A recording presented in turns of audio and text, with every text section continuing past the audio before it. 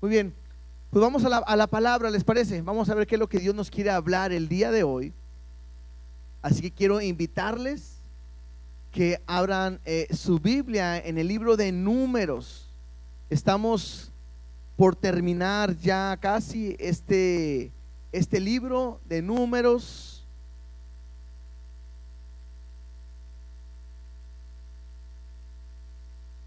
Son 36 capítulos en total. Hoy veremos el capítulo 30 y 31 y a lo mejor en unas 2 semanas estaremos terminando ya con con este libro que ha sido de mucha bendición para nosotros. Así que abran sus Biblias en el libro de Números capítulo 30.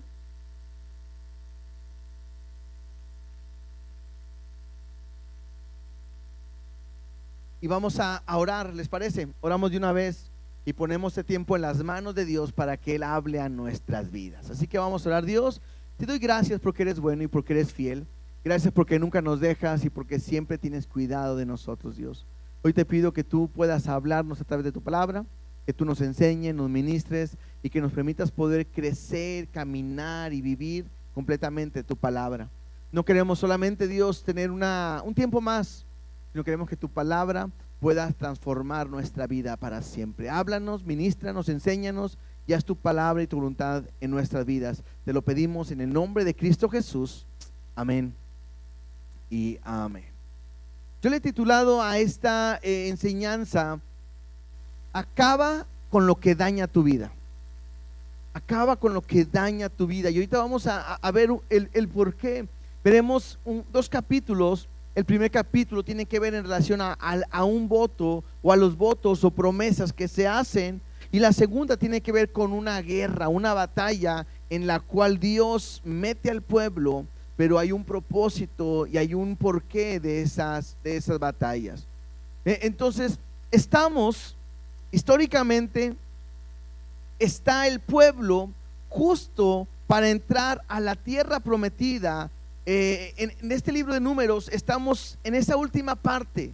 Han pasado 40 años donde el pueblo ha estado dando vueltas en el desierto, una y otra vez vueltas. ¿Por qué?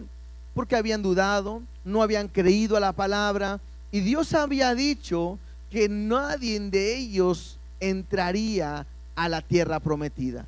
Ya hemos visto todo ese proceso. Ahora Moisés está a punto de no introducirlos, llegan ahí y Moisés está terminando su ministerio.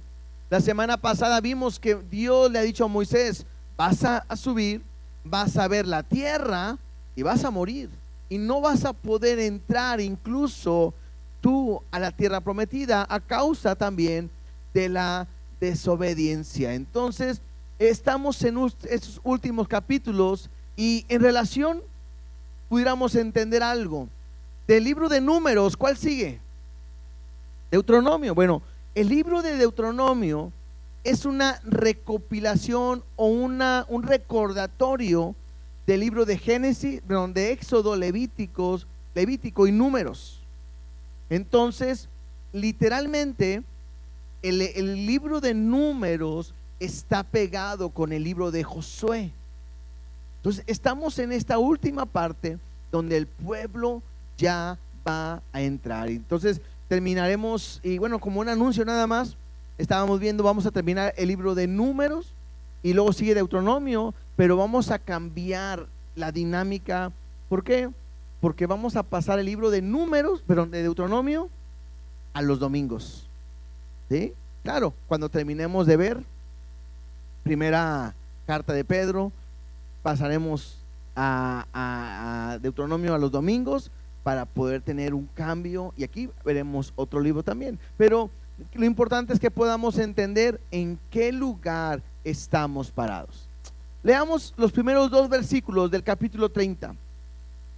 Números 30, 1 y 2 dice de esta manera: habló Moisés a los príncipes de las tribus de los hijos de Israel, diciendo: esto es lo que Jehová ha mandado. Cuando alguno hiciere voto a Jehová o hiciere juramento ligando su alma con obligación, no quebrantará su palabra, hará conforme a todo lo que salió de su boca. Este capítulo, les decía en un principio, habla acerca de votos, acerca de un juramento o promesa. ¿Y qué es esto de un voto, una promesa, un juramento en lo que estamos hablando? Tiene que ver con algo que alguien va a hacer o va a dejar de hacer por Dios. Tiene que ver con algo que alguien va a hacer. Cuando alguien dice, Dios, te prometo que voy a hacer esto. O alguien que va a dejar de hacer. Dios, nunca más volveré a hacer esto. Este es un voto, este es un juramento, o esta es una promesa. Estos dos versículos que acabamos de leer tienen que ver o están enfocados en el hombre, refiriéndose al sexo masculino, y está hablando de aquel que hace un voto a Dios, tiene que cumplirlo. Si él promete algo a Dios, lo tiene que hacer. No se puede repetir y decir, bueno, Dios, siempre no estaba jugando. Nada, todo lo que salió, dice ahí, de tu boca, lo tienes que hacer. Entonces, cualquier promesa que se hacía a Dios se tenía que cumplir. Sigue el versículo 3, y yo, antes de leer el versículo 3, me gustaría leer este capítulo. Son 15, 16 versículos, pero lo quiero leer en una versión diferente para ver si podemos entenderlo mucho más fácil, y ahorita podré explicarlo. Este pasaje en la traducción del lenguaje actual dice de esta manera: Moisés le dijo a los jefes de las tribus de Israel, Dios me ordenó que los instruyera sobre las promesas que se le deben cumplir. Dice así: si una joven soltera, y aquí empieza a hablar de la mujer, que es lo que vamos a leer ahorita. Si una joven soltera le hace una promesa a Dios y su padre está de acuerdo con ella, la joven debe cumplirla. Pero si su padre no está de acuerdo con lo que ella prometió, entonces ella no está obligada a cumplir su promesa y Dios la perdonará. Si una mujer soltera hace una promesa sin pensarlo bien y luego se casa, si su esposo está de acuerdo con ella, la mujer deberá cumplirla. Pero si su esposo no está de acuerdo con lo que ella prometió, entonces ella no está obligada a cumplir sus promesas y Dios la perdonará. La mujer está obligada a cumplir lo que haya prometido a Dios, aun cuando sea divorciada o viuda. Ahorita todo esto lo vamos a explicar un poquito más. Si una mujer casada hace una promesa y su esposo está de acuerdo con ella, la mujer deberá cumplirla. Pero si su esposo no está de acuerdo con lo que ella prometió, entonces ella no tendrá que cumplir su promesa y Dios la perdonará. El esposo siempre tendrá la última palabra con respecto a la promesa de su mujer, que su mujer le haga a Dios. Si el esposo sabe que su mujer ha hecho una promesa y está de acuerdo con ella, la mujer está obligada a cumplirla.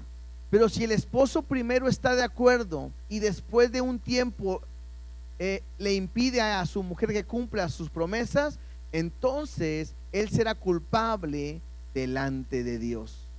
Estas son las instrucciones que Dios dio a Moisés acerca de las promesas que hacen las mujeres, tanto casadas como solteras. Entonces, esto tiene que ver con el voto. Los primeros dos versículos que ahorita leíamos tienen que ver con el hombre, y ahí no hay vuelta de hoja. Prometiste algo, hay que cumplirlo. Pero con la mujer hay alguna diferencia, porque si la mujer hace un voto a Jehová y está dispuesto a cumplirlo, y habla de una mujer joven que está en la casa de su padre. Mira, vamos, si quieres ahora sí a ir leyendo del versículo 3 en adelante. Dice así: mas la mujer, cuando hiciere voto a Jehová y se ligare con obligación en casa de su padre en su juventud, me habla de una mujer soltera que da una palabra, un voto, una promesa y está ligando a esa promesa. Dice, si su padre oyere su voto y la obligación con que ligó su alma, si su padre callare a ello, todos los votos que ella sean, y todos los votos de ella serán firmes, y toda obligación con que hubiere ligado su alma, firme será. O sea, ella podía hacer una promesa: Dios, te prometo esto, te daré esto, te entrego esto.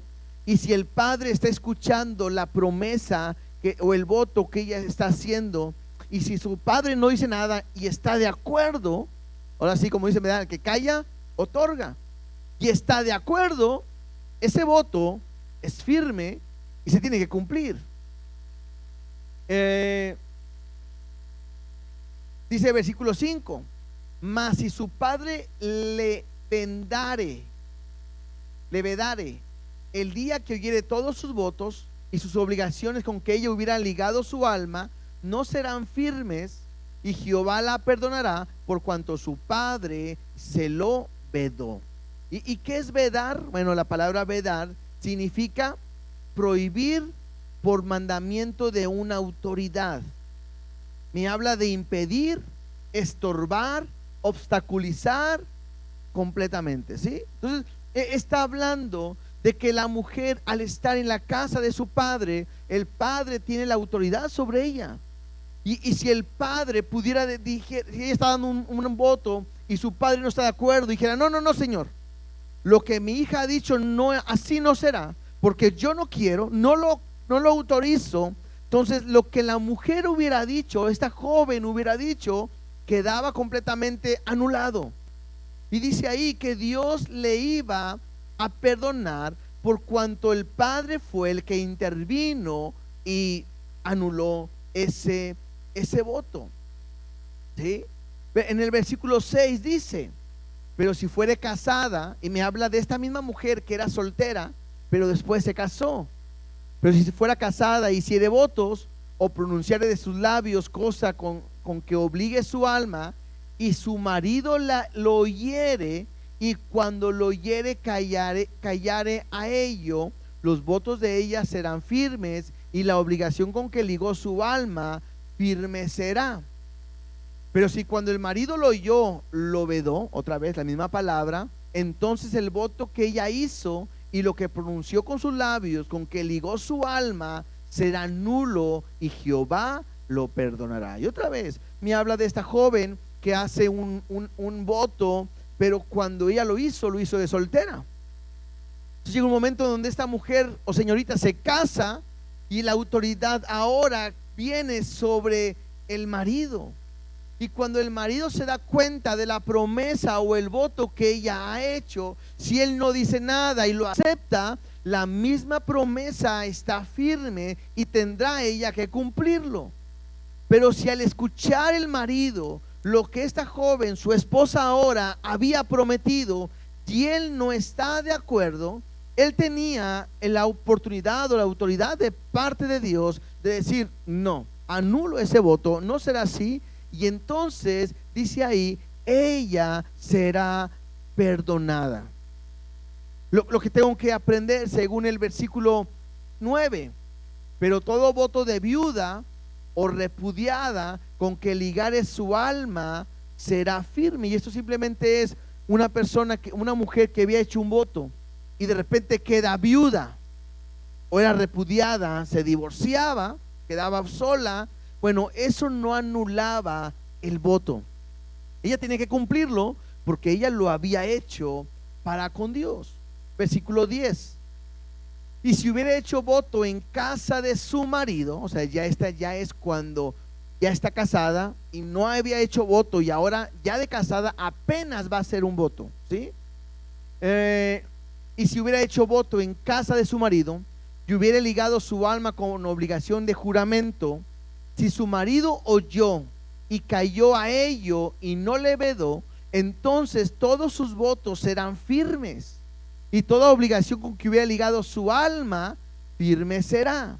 Mas si su marido los anuló el día que los oyó, todo lo que salió de sus labios cuanto a sus votos y cuanto a la obligación de su alma será nulo. Su marido los anuló y Jehová la perdonará. Entonces, es muy parecido, o más bien es lo mismo, pero me está hablando de diferente.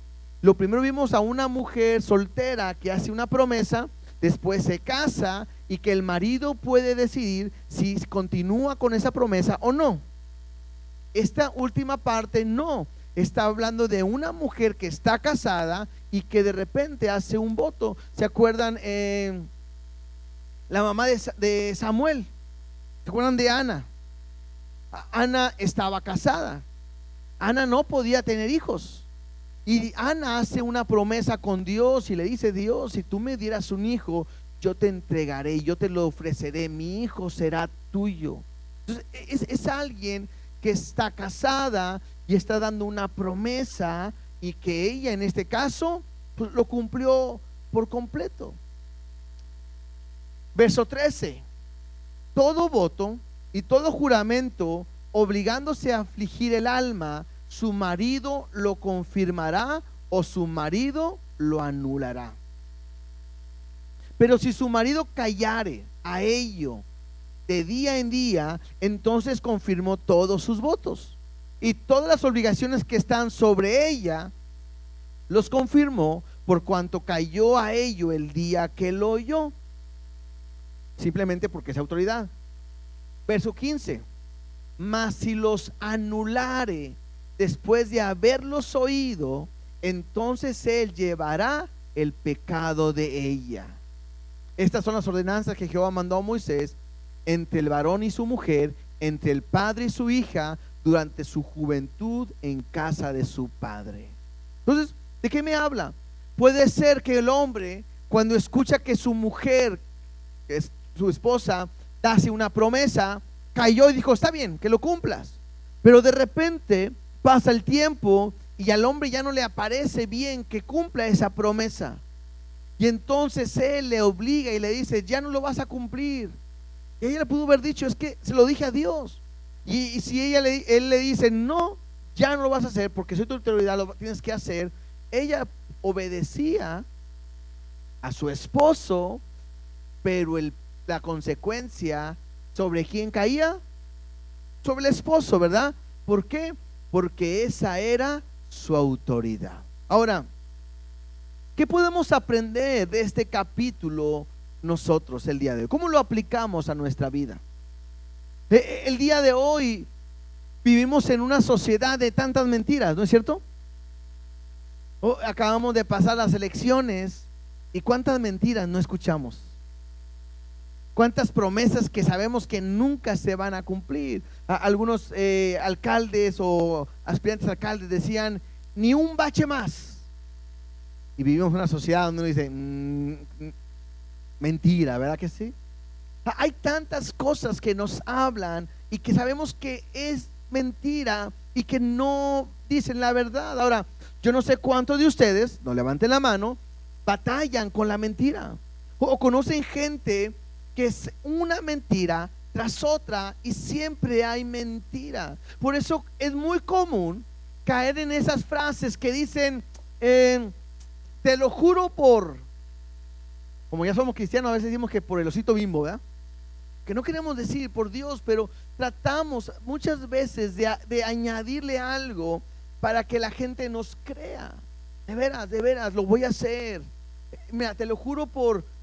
Y buscamos por qué jurar. O otras ocasiones decimos: te lo prometo, de veras, te lo prometo por... Y buscamos sobre quién refugiarnos para poder que nos crean y nos acepten. De repente, como cristianos, como sabemos que no podemos jurar ni prometer, muchas veces hemos caído en decir: mira, delante de Dios. Y queremos poner a Dios como testigo, pues para que nos crean, porque él es la mentira la que ha estado afectando que pueda haber una credibilidad en cada uno de nosotros. Pero miren lo que dice Mateo. Vamos tantito ahora a Mateo capítulo 5, verso 33 al 37. Y es Jesús en el Sermón del Monte dándonos una explicación en relación a este tema o a este punto. Mateo 5:33 dice: además habéis oído que fue dicho a los antiguos: no perjurarás, sino cumplirás al Señor tus juramentos. Me habla de no jurar, sino que debes de cumplir al Señor tus juramentos. Es lo que estamos leyendo ahorita. Cuando habla de los antiguos, está hablando de la ley. Dice: pero yo os digo, y ese es el punto que hace Jesús, no juréis en ninguna manera, ni por el cielo, porque es el trono de Dios, ni por la tierra, porque es el estrado de sus pies, ni por Jerusalén, porque es la ciudad del gran rey. De repente Jesús dice: ¿sabes qué? Yo tengo que decirles algo, no puedes jurar por nada. Y pareciera que hace un énfasis, decir, para ustedes es bien fácil jurar por el cielo o por la ciudad del Señor o algo, pero entiende algo, nada de esto es tuyo. Todo esto es de Dios. No puedes jurar por el cielo porque es el trono de Dios. No puedes jurar por la tierra porque es el estrado de sus pies, o por Jerusalén, una ciudad, porque es el trono de Dios. Dice: ni por tu cabeza jurarás, porque no puedes hacer blanco o negro un solo cabello. Y bueno, y de esto estamos todos, bueno, algunos estamos de acuerdo con ellos, ¿verdad? Por más que nos ponemos el Just for Men, ¿verdad? O lo que sea, las canas son canas. Las mujeres más fácil se lo pueden pintar, pero pasan unos días y se notan las raíces una vez más y una vez más a pintárselo. Pero hace referencia a eso. Ni por mi vida puedo jurar, porque no tengo control ni de mi propia vida. Mi vida le pertenece completamente a Dios. Y entonces Jesús, verso 37, dice de esta manera: pero sea vuestro hablar sí, sí, no, no, porque lo que es más de esto, de mal procede. Entonces, lo que Jesús quiere decir es, y aquí es para todos. Otra vez, yo no sé cuántos batallamos a veces con la mentira, cuántas veces prometemos algo y no cumplimos. Y no solamente hablo acerca de a Dios, sino hablo en nuestro entorno. Tenemos que aprender que nuestro hablar, simplemente digamos algo y lo cumplamos. Que simplemente al decir que sí, simplemente con eso tiene que bastar en nosotros. O si decimos que no, que sea algo, que sea seguro. Porque cualquier cosa que le pongas de más, dice la Biblia, del mal procede. Porque eso te va a llevar a engañar, a mentir, a tener una mala reputación, a que la gente pueda perder la credibilidad a lo que tú estás hablando.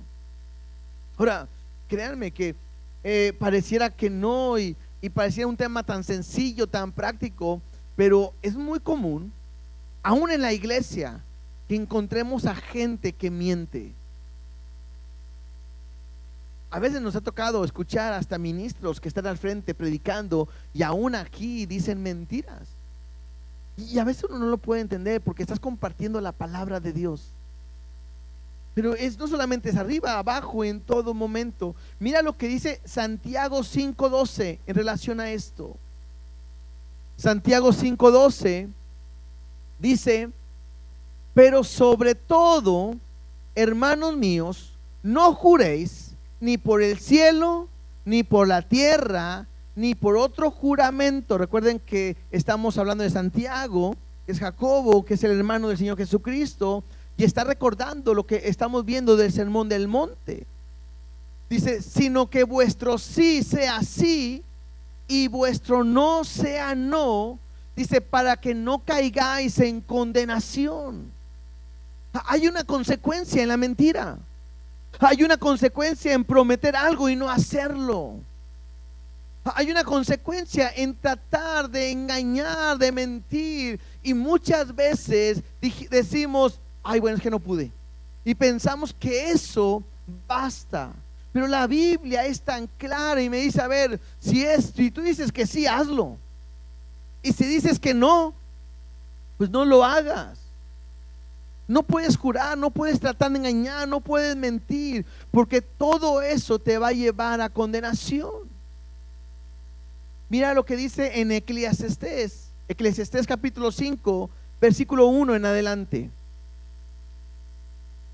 Eclesiastés capítulo 5, versículo 1 dice de esta manera: cuando fueres a la casa de Dios, y aquí habla la iglesia, esto habla a nosotros cuando venimos a la casa de Dios, a la iglesia, dice: guarda tu pie y acércate más para oír que para ofrecer el sacrificio de los necios, porque no saben que hacen mal.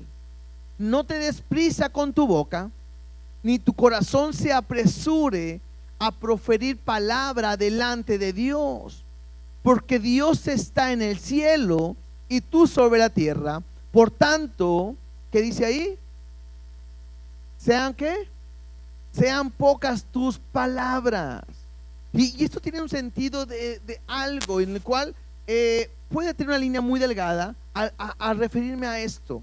Muchas veces vienes a la iglesia, vemos un tema, Dios me habla en un tema, pensemos en la mentira que estamos hablando ahorita, y dice, en Eclesiastés dice: ten cuidado con lo que dices, no te apresures a hablar, sé mejor atento para escuchar y no tanto para proferir palabra. ¿Por qué?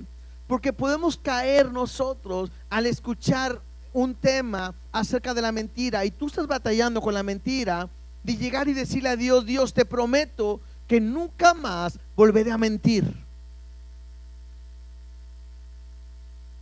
Y de repente se escucha bueno, se escucha bien eso, pero eso es solamente si nunca más vas a mentir. Entonces alguien puede decir: bueno, pastor, entonces ¿qué quiere que diga?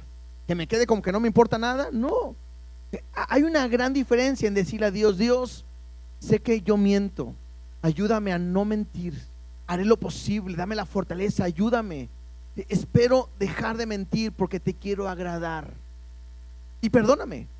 Y puedes llorar y arrepentirte. Esa es una manera correcta de orar, pero no estás prometiéndole nada. ¿Cuántas veces, seamos sinceros, cuántas veces le hemos prometido algo a Dios y le hemos fallado? Dígame quién de aquí ha hecho eso. ¿Verdad que sí? Y no solamente una vez. Entonces, la Biblia hoy me enseña y me dice: a ver, tranquilo, entiendo, yo creo que cuando lo hicimos, en nuestro corazón estaba el no volver a fallar, pero caímos. Pero no le puedo prometer algo a Dios que no puedo cumplir. Es como si le dijera a Dios: te prometo que no volveré a pecar. No, es una mentira, vamos a pecar porque fallamos.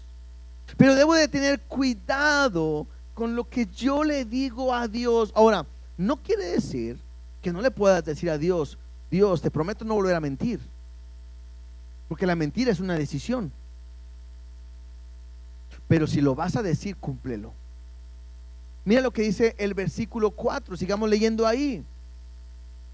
Cuando a Dios haces promesas, no tardes en cumplirla, porque Él no se complace de los insensatos. Cumple lo que prometes.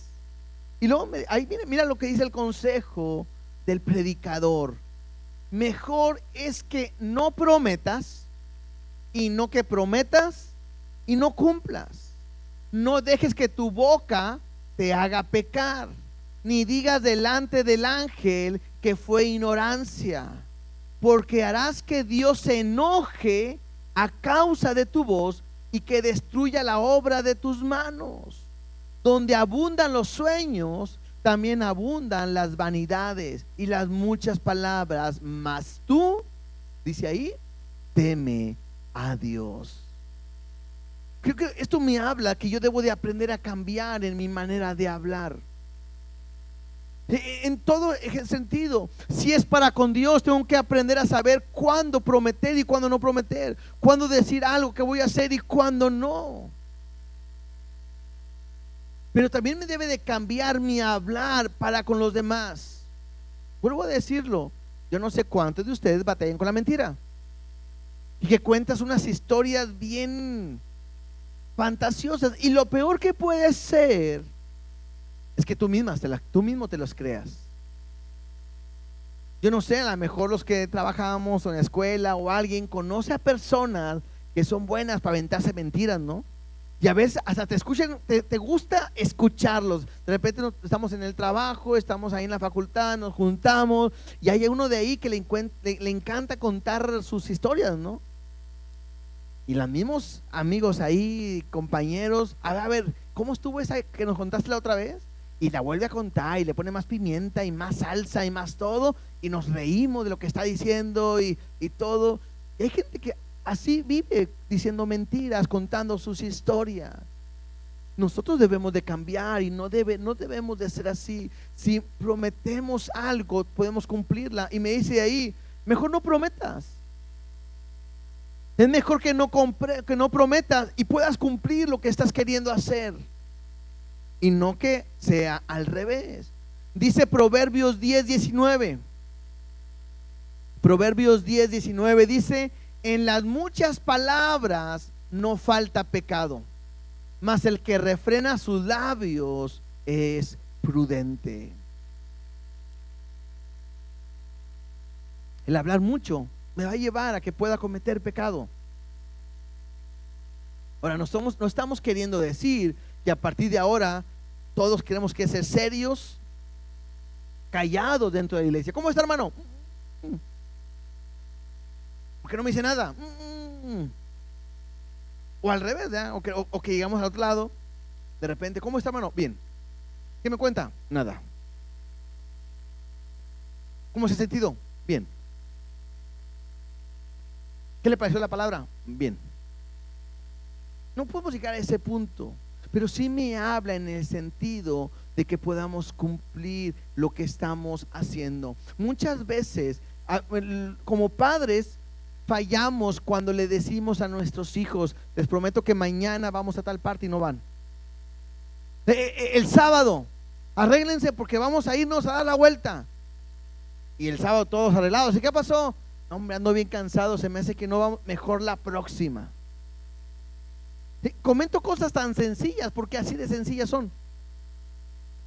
A veces los papás a los hijos: ¿y tu cuarto? Mañana lo arreglo. Y se convierten en los jóvenes del mañana, ¿verdad? Porque todo es mañana y mañana y mañana, y no lo hace. Y es fácil hablar, es fácil mentir, es fácil decir: te lo prometo.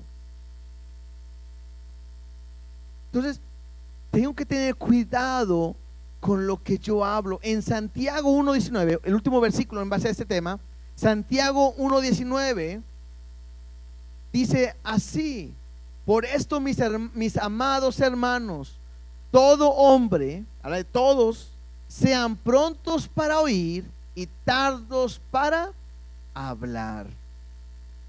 Tenemos que hablar la verdad. Tenemos que hablar correctamente. No puede haber mentira en nosotros. Yo quiero que puedas entender eso. Nuestro hablar tiene que ser diferente. Nuestro caminar tiene que ser diferente. Y tenemos que vivir mostrando que ahora, como hijos de Dios, podemos vivir en la verdad. Porque recuerden que Jesús les dijo: vuestro padre es el diablo, ¿sí? ¿Por qué? Pues porque mentían. Entonces nosotros no podemos mentir. En nuestro Padre es la verdad. Jesús es la verdad. Y nosotros tenemos que aprender a hablar verdad en todo momento. Capítulo 31. En el capítulo 31 vemos una guerra de Israel contra Madián. Incluso en algunos de sus Biblias, arriba del capítulo 31 como título dice: venganza de Israel contra Madián.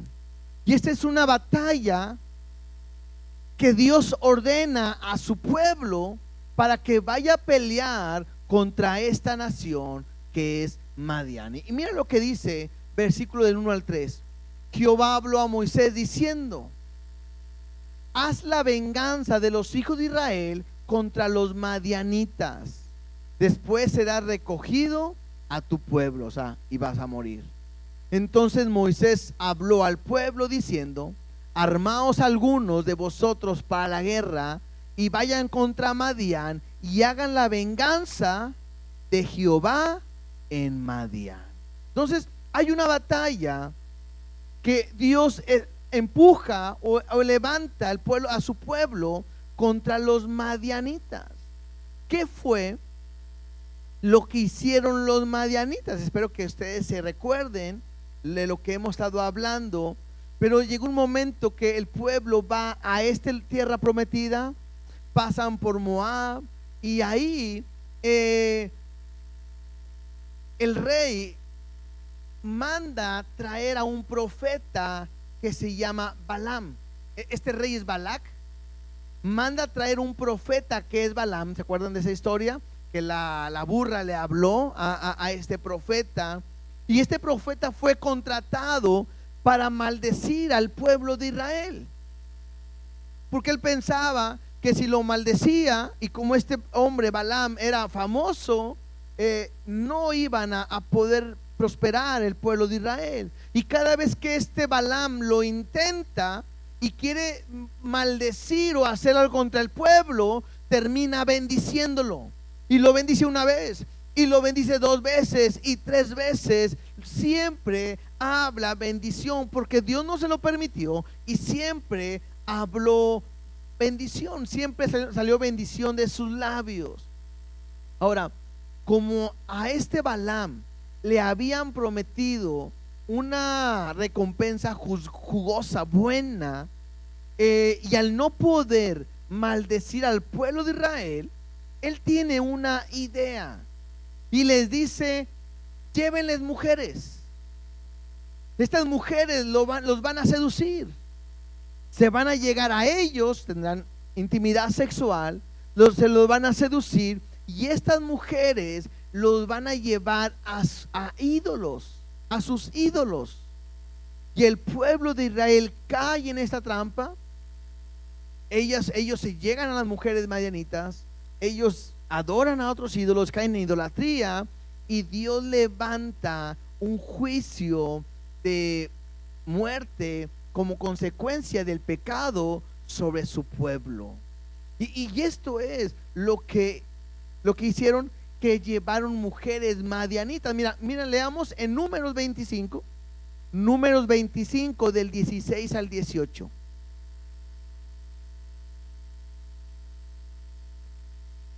Dice así: y Jehová habló a Moisés diciendo: hostigad a los madianitas y heridlos, por cuanto ellos os afligieron a vosotros con sus ardides, con que os han engañado en lo tocante a Baal Peor, que es un ídolo, y en lo tocante a Cosbi, hija del príncipe de Madián, su hermana, la cual fue muerta el día de la mortandad por causa de Baal Peor. Entonces, el pueblo de Israel fue engañado por los madianitas, y lo que usaron fueron las mujeres. Usaron estas mujeres para que ellos se postraran a sus ídolos. Y entonces Dios les dice: es momento de atacar a los madianitas por lo que ellos les hicieron. Y el pueblo va a juntar hombres para salir a pelear. Regresemos ahí a Números 31, versículo 4. Dice así: 1000 de cada tribu, de todas las tribus de los hijos de Israel, enviaréis a la guerra. Así fueron dados de los millares de Israel 1000 por cada tribu, 12,000 en pie de guerra. Y Moisés los envió a la guerra, 1000 de cada tribu envió. Y Fines, hijo del sacerdote Eleazar, fue a la guerra con los vasos del santuario y con las trompetas en su mano para tocar. Y pelearon contra Madián como Jehová lo mandó a Moisés, y mataron a todo varón. Entonces, ¿qué es lo que me está diciendo? 12,000 hombres salieron a pelear. Eran 1,000 por cada tribu, son 12 tribus, son 12,000 hombres salieron a pelear. Dios los ha mandado y ellos llegan y me dice ahí que acabaron y mataron a todo varón.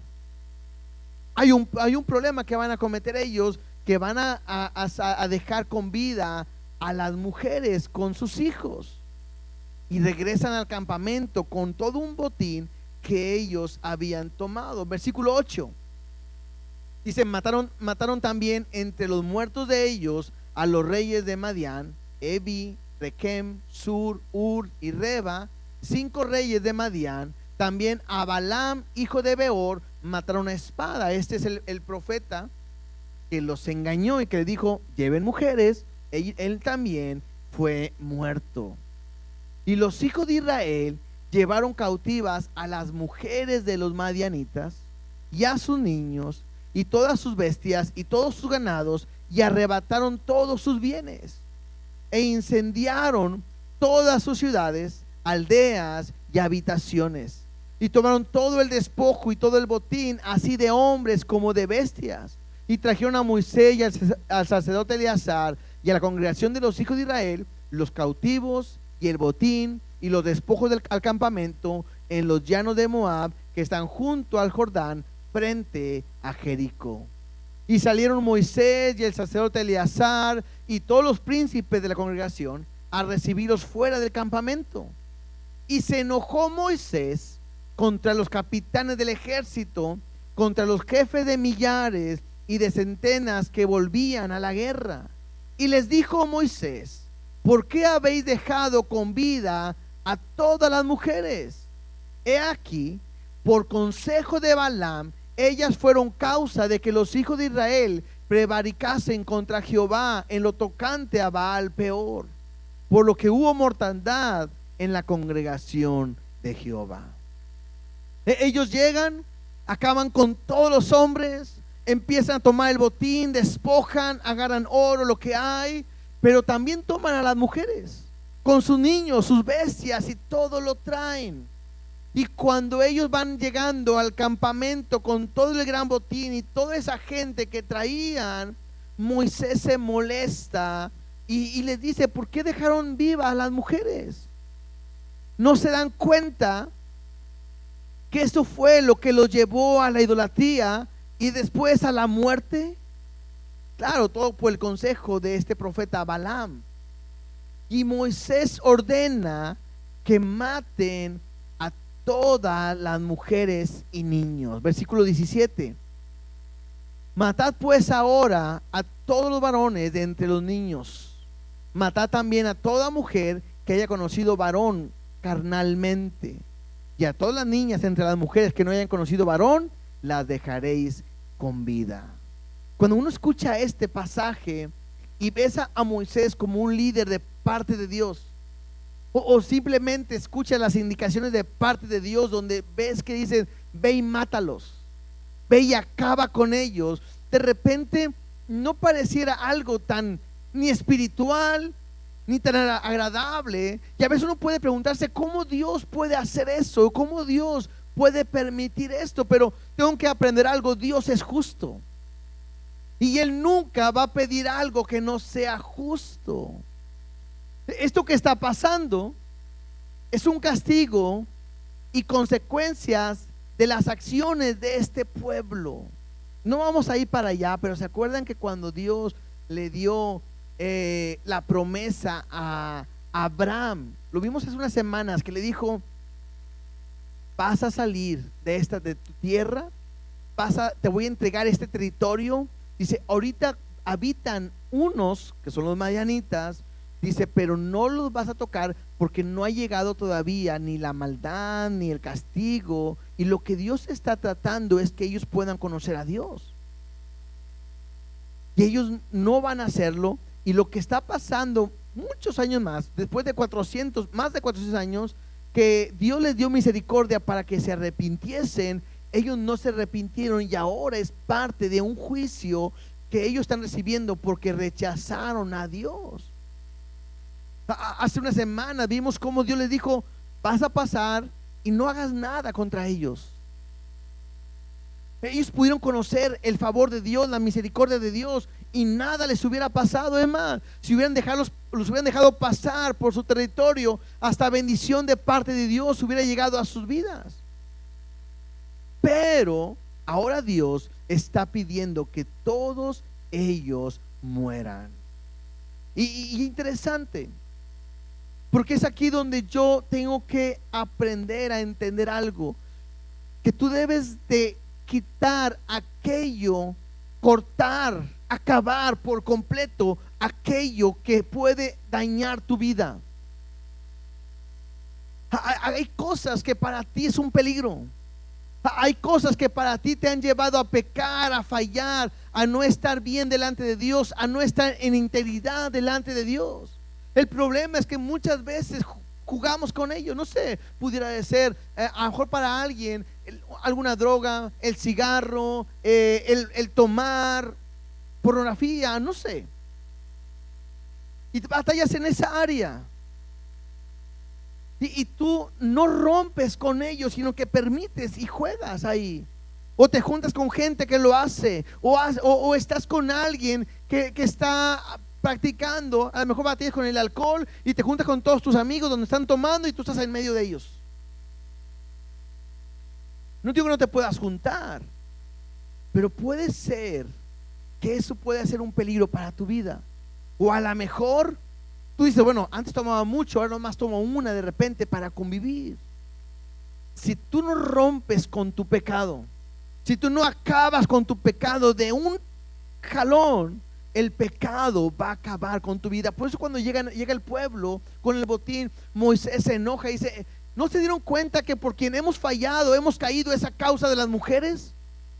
Y tú las traes. Y lo que manda Moisés es que acaben con ellas. Con toda mujer que había conocido varón, literalmente dice, acaben con todas ellas, con todo hijo, niño, hombre, varón, acaben completamente con todo. Y Dios está mandando esa batalla. Ahora, algo importante para nosotros. Aunque Dios está mandando a este pueblo una batalla, aprendamos algo. Dios nunca va a mandar a la iglesia a una guerra. Nunca. ¿Por qué? Porque la Biblia me dice que en Jesús, en Cristo, somos más que vencedores. Cristo ya nos libró de esa batalla en la cruz del Calvario. Él la peleó, Él la ganó, Él venció en la cruz del Calvario. Él es un ganador y ahora somos más que vencedores en Cristo Jesús. Él no me va a mandar a una batalla. Claro, yo tengo que permanecer firme y sabiendo que cuando venga una lucha, Dios no te pide que pelees. Acuérdate de eso, aún contra el diablo.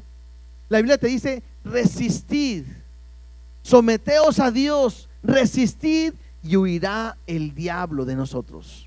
Nunca te manda a pelear.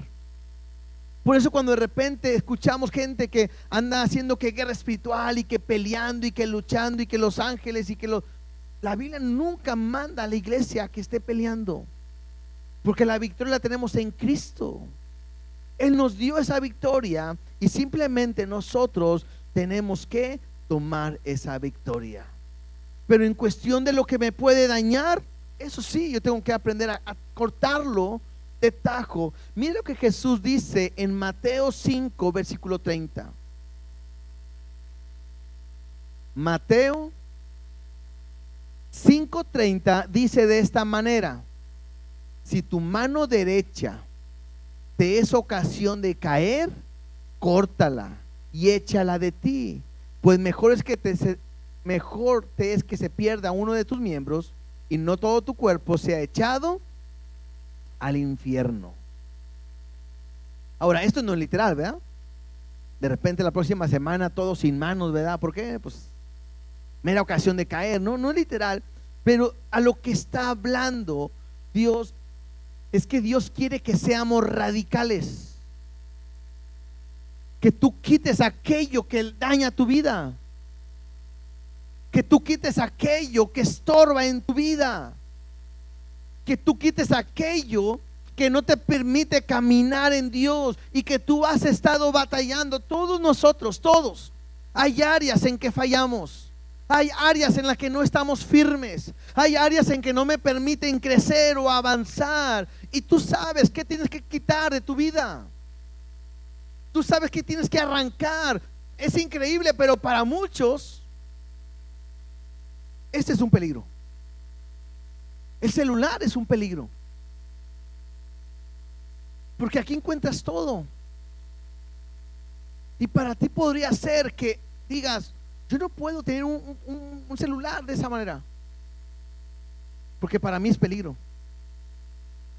Y no podemos decir ni predicar: hoy dijo el pastor que el celular era un peligro y era pecado y era del diablo. No estoy diciendo eso, porque es un buen instrumento, porque puede ser la oficina para muchos, porque puede ser una buena herramienta.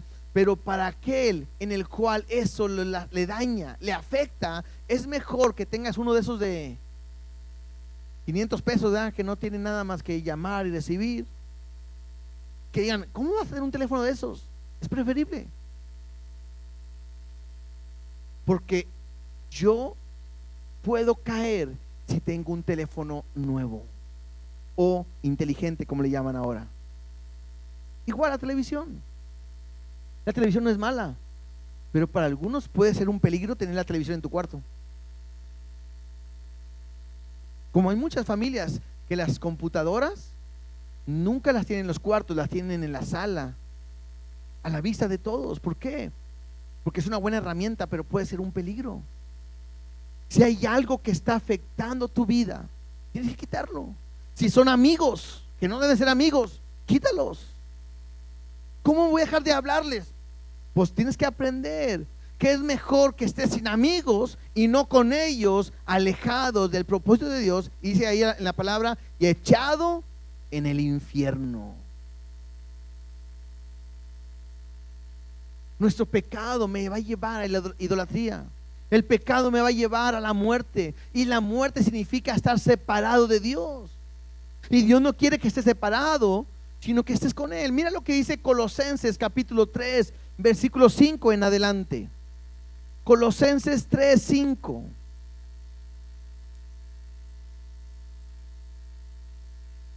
Dice así: haced morir pues lo terrenal en vosotros. Y mira, la Biblia es clara, es radical, es cortante. Dice: tienes que hacerlo tú. Tienes que matar y tienes que hacer morir lo terrenal que haya en ti. Y me dice algunas cosas que puede haber en ti: fornicación, toda relación sexual fuera del matrimonio; impureza, pasiones desordenadas, malos deseos y avaricia, que es idolatría. Dice el versículo 6: cosas por las cuales la ira de Dios viene sobre los hijos de desobediencia. O sea, no porque eres un hijo de Dios puedes hacer lo que tú quieras.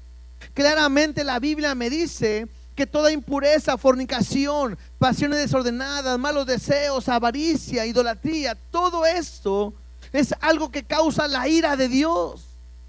Y la Biblia me dice que horrenda cosa es caer en manos de un Dios vivo. Versículo 7: en los cuales vosotros también anduvisteis en otro tiempo cuando vivíais en ellas. Pero ahora, y otra vez vuelve a decir una lista: pero ahora dejad también vosotros todas estas cosas.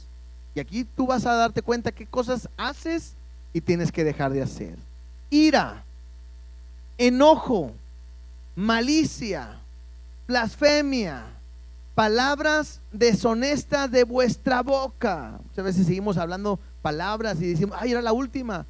Y muchas veces les decimos a nuestros hijos, y nuestros hijos saben cómo nos expresamos.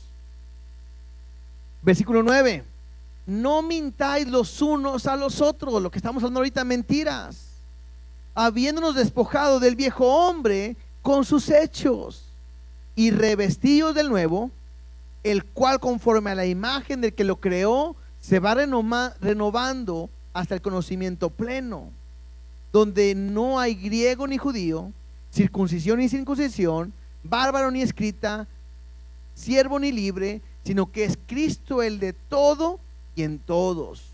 Vestíos pues como escogidos de Dios, y así como debemos de convivir, de estar santos y amados, de entrañable misericordia, de benignidad, de humildad, de mansedumbre, de paciencia, soportándonos los unos a otros y perdonándonos unos a otros, si alguno tuviera queja contra otro, de la manera que Cristo os perdonó, así también hacedlo vosotros.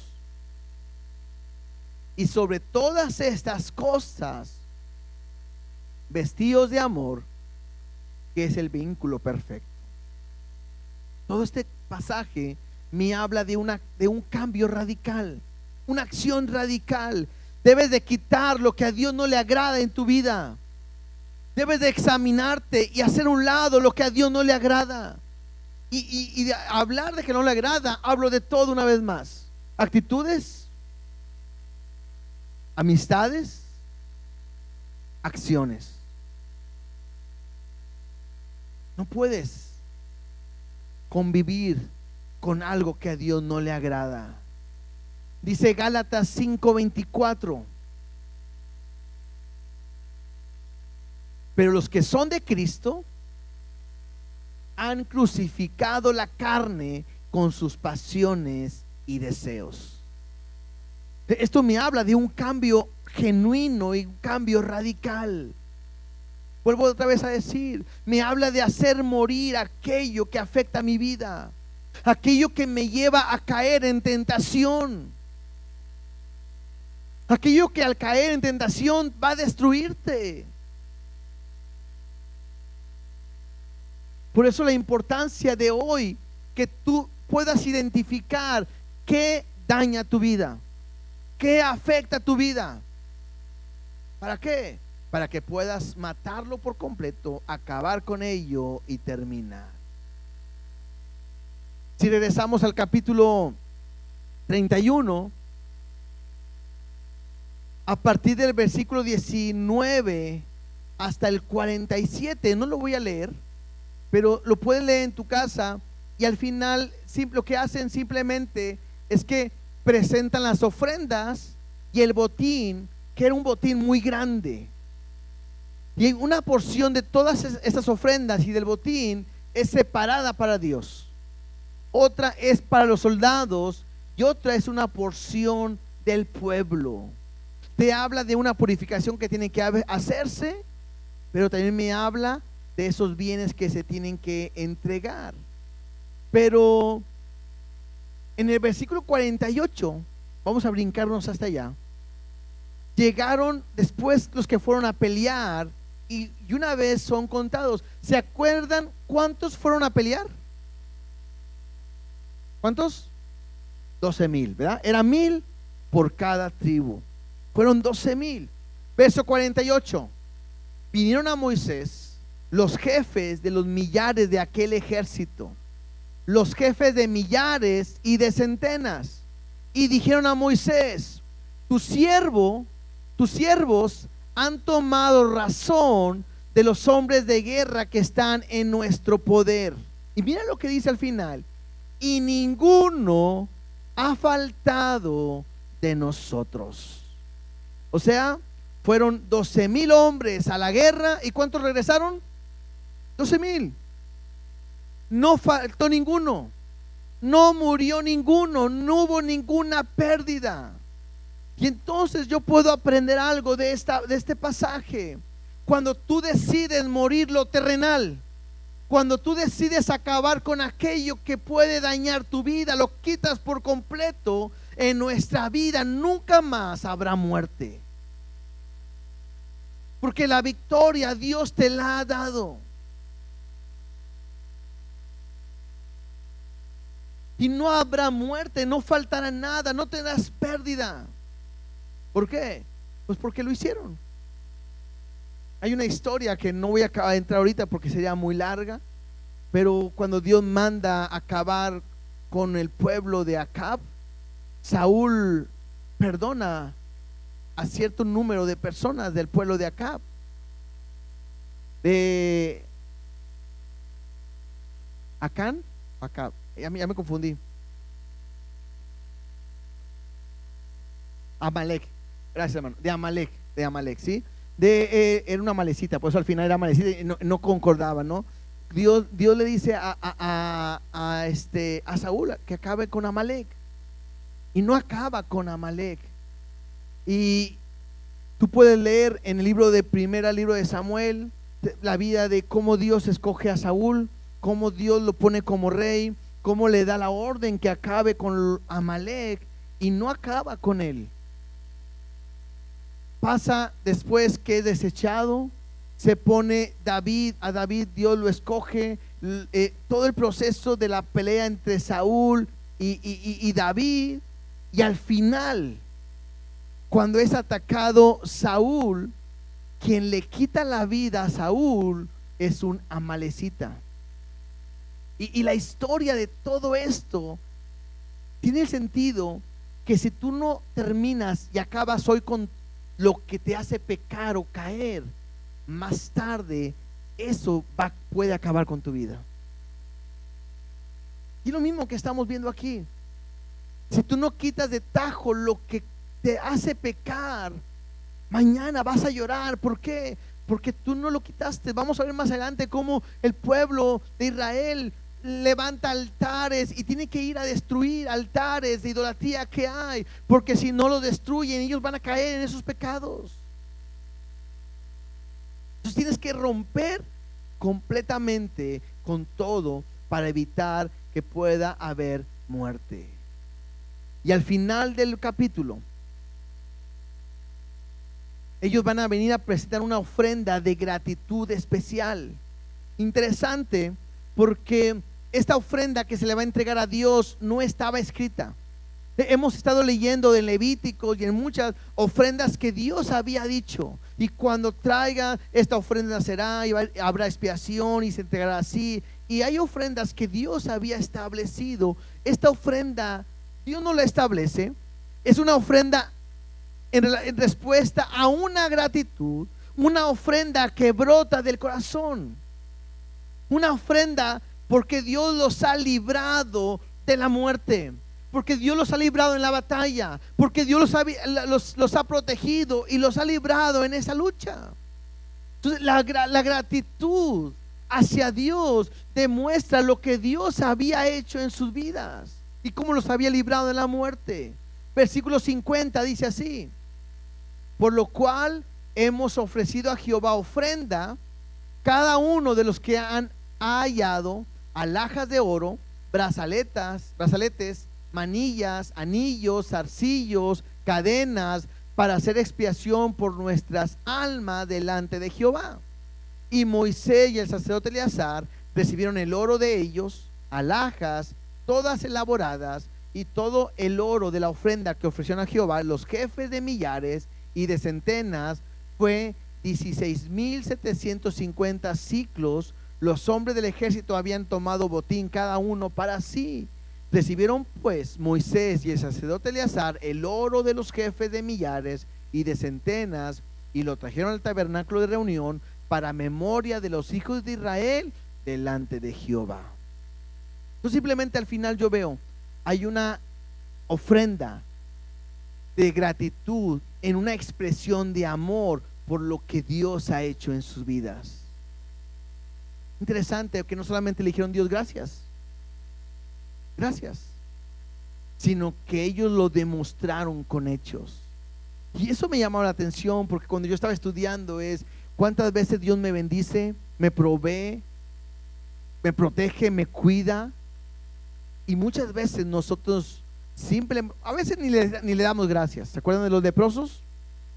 Que Dios a 10 leprosos los sana, y de repente Dios regresa a uno y Jesús dice, ¿no eran 10? ¿Dónde están los demás? Pero esos hombres no solamente vinieron con Dios, dijeron gracias, porque hicimos lo que nos dijiste y nos salvaste, nos perdonaste, gracias. Sino que estos hombres le demostraron su gratitud dándole de lo que ellos habían recibido. Y creo que esto me habla de la gratitud que hay en el corazón. Y la manera en que nosotros, que hemos recibido de Dios, tenemos que agradecerle por lo bueno que ha sido con nosotros. Así que el día de hoy hemos visto dos temas, capítulo 30 y 31. El primer capítulo hablamos sobre votos. Todo lo que has prometido, cúmplelo. No mientas, habla verdad. Haz lo que tienes que hacer para con Dios. Si quieres prometerlo, lo puedes hacer, pero cumple, no mientas. Y la segunda es, Dios quiere que quites de tu vida todo lo que pueda estar estorbándote. No que lo hagas a un lado, sino que acabes con él para siempre. Que sea radical, que acabes con ellos completamente. No juegues. No digas hoy, sí, lo voy a quitar, y luego a la semana o al mes, bueno, me voy a juntar con ellos, acabo como que ya soy maduro. No. Quita por completo todo aquello que estorba en tu vida, para que puedas vivir en integridad, y que todo eso se pueda expresar en gratitud por lo que Dios ha hecho en tu vida. ¿Por qué por gratitud? Porque a estos hombres Dios los libró de la muerte. Bueno, porque a ti Dios te ha sacado de la muerte. ¿De dónde? Algunos de las drogas, otros del alcohol, otros de estar sin familia, otros de estar perdidos en la cárcel, no sé, de alguna área. Y ahí te ha sacado el Señor. Y la pregunta es, ¿y qué le estás ofreciendo? Y no estoy hablando de dinero, porque no sería a lo mejor un buen momento para coger una ofrenda, ¿verdad? Pero no, estoy hablando de lo que hay en tu corazón, tu gratitud y tu vida. Que te entregues por completo en gratitud por lo que Dios ha hecho por ti.